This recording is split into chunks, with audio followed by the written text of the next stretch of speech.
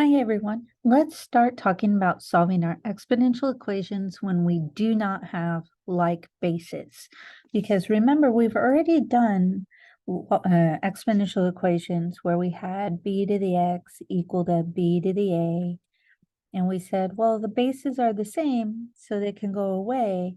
The exponents better be equal because of our one-to-one property of exponential functions. Well, now we're going to look at problems where we have equations without like bases. So instead of b to the x equal b to the a, we're looking at something like b to the x is equal to, let's say, w to the a. The bases aren't the same. And when the bases aren't the same, we can't just get rid of the bases, but we can use logarithms to help solve our equations. So typically with our equations, if they give us an exponential and we can't rewrite it, we're just going to go straight for a log. There are two logs that we have in our calculator. Remember that there is common log, which is log base 10. And there is natural log, which is log base e. But we don't write log. We have natural log. So in example number 1, we have 10 to the x is equal to 4.18. And because here our base is 10, we're going to use common log. If our base was e, we would use natural log. And if we had a base that was neither 10 nor e, we could use whichever one we want. Everybody has a preference. Okay, so here we have base 10, so we're going to take log of both sides. And the reason that we do this is because we are trying to make our exponent get our variable to come crashing down, because we can't solve it when our variable's being held hostage in the exponent. But with our log properties say that we can bring our exponents down as a coefficient when we have the logs. So now we have x log of 10 equals log of 4.18. But remember that log of 10, because the base and the argument are the same, is equal to 1. So now we have x times 1 is equal to log of 4.18. And 1 times x is x equal to log of 4.18.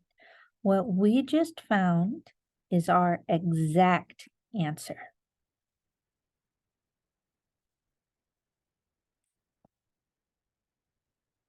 Next, we need to find our decimal approximation. And for that, we go to our calculator.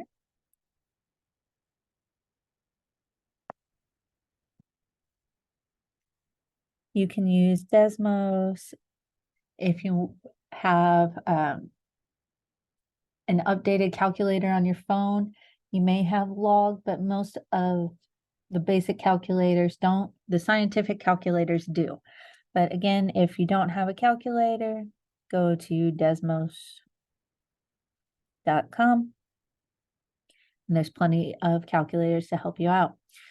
When you plug this in to the calculator, you should get 0.6211. Let's try another one. We have e to the 3t minus 1 equal to 1/2. Here we have base e, and because we have base e, I'm going to use natural log. So I have natural log, never fails.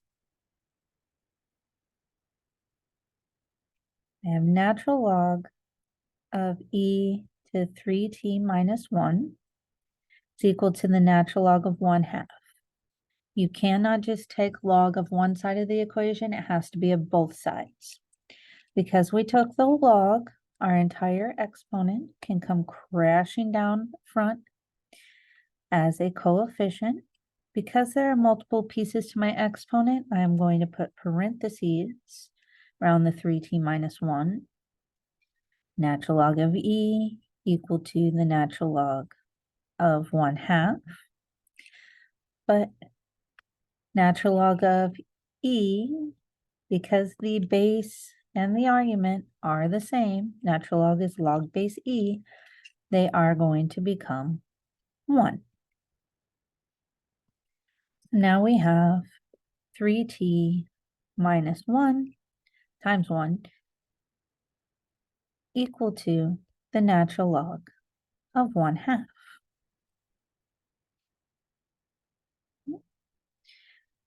When we distribute the 3t times the 1, we get 3t minus 1 equal to natural log of 1/2, because 3t times 1 is just a 3t minus 1.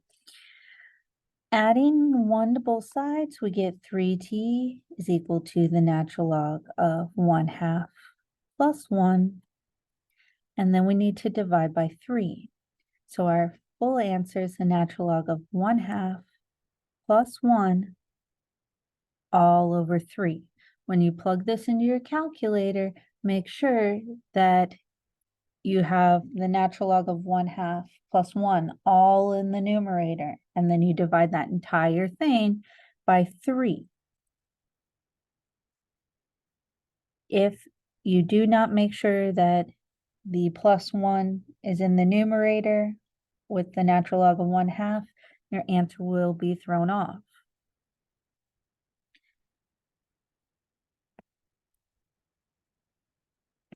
Still need to find the decimal approximation. Plugging this into our calculator, you should get 0.1023. And again, that is our decimal approximation.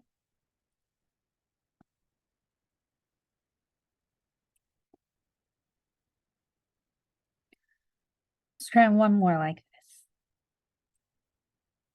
Example number 3. We have 5 to the 2x minus 3 plus 1 equal to 39.